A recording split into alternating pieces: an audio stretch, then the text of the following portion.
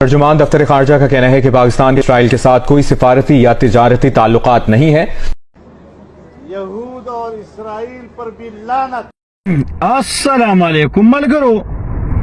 किस्मा किस्म प्रोपेगंडी यूतियान और मजहबी यूतियानों की ओसो पंचपिरियान दे ऐलान के बल शेख तैयब से बयान रागली ढेर खुले खबरें कड़े हुए जमा दागा बयान न पस د سره پنځپیریانو ته پزړه کیسم نو خو پنځپیری دی ډیر غلط پوسټونه کړي هم پکې شریکوم خو لاول چې دینو یوتیانو د یو پوسټ لګولې دی دا کم فیصل بن خالد دی کسه شه دی پاکستانی يهودي دا چا يهودي کړو څنګه يهودي شو دا خور چاته پته ده او دغه بیا چا د اسرایل د تک د پاره عمران خان چې لاره واره کړی دا خو تاسو خپل پته خو یوتیانو د پروپاګاندا لپاره په دې لیکل کړی دي چې مولانا صاحب اوس خو ثبوت هم میلاو شو خپل ثبوت راخلي او مولانا صاحب ته خې چې مولانا صاحب ثبوت هم میلاو شو سم ته د غفلت په خوب کې دي نو لعنتیانو یوتیانو د غفلت په خوب او د خلک خو تاسو یې چې دا په 2019 کې دا تاسو د نیکه عمران خان کتی شه په سکرین دا ورله د اجازه ورکړو د مذهب په خانه کې وته لیکل چې يهودي او اسرائیل ته ولېګه دا لاره د عمران خان جوړه کړې ده نه مولانا صاحب نه دا جوړه کړې خو تاسو چې کومه پروپاګاندا کوي الله تبارک وتعالى هم پکې واپس ذلیل کوي دویم تصویر د مولانا صاحب هم ولار دی او د فلسطین سفیر مولانا صاحب چې کله اسرائیل مرداباد مارچ وکړو د فلسطین سفیر دغه خپل مفلر د اسرائیل د فلسطین د جنډې دا ور په غاله کوي دغه نه چې دین راته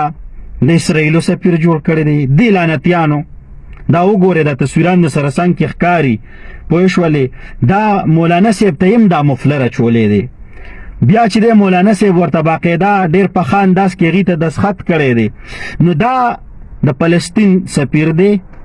دا د اسرائیل نه د اسرائیل سفیر کدا چې خیر خېګړې کار کوي ابا د عمران خان سره کوي د مولانا فضل الرحمن صاحب سره نه چی کولی د اعظم دا یو پنځپیری دی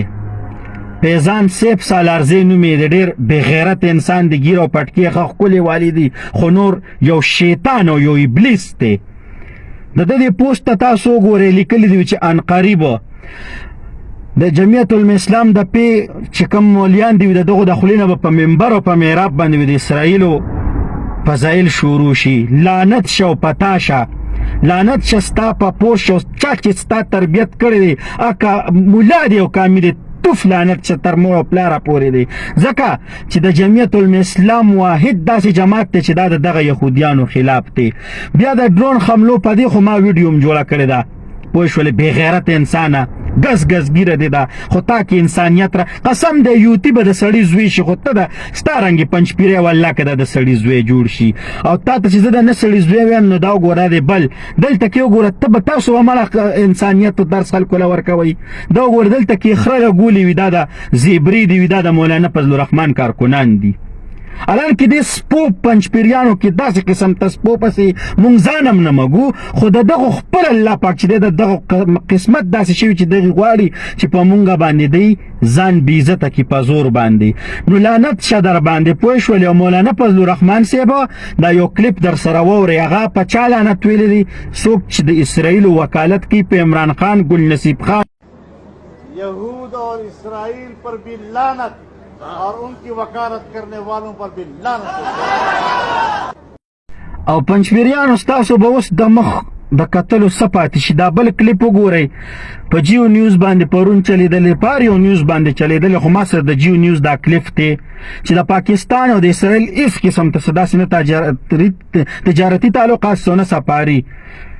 نو دغه پنځپیری باندې زلاول لعنت پم چې دا سره د علم چې الله پاک گمراه کړی तर्जुमान दफ्तर खारजा का कहना है कि पाकिस्तान के इसराइल के साथ कोई सिफारती या तिजारती ताल्लुकात नहीं है। तर्जुमान दफ्तर खारजा ने वजाहत की है कि पाकिस्तान की इसराइल पॉलिसी में कोई तब्दीली नहीं आई है। ये भी कहा है कि पाकिस्तानी मसनूआत की इसराइली मार्केट्स में फरोख्त की खबरों पर तबसरे के लिए वजारत तिजारत से राबता किया जाए।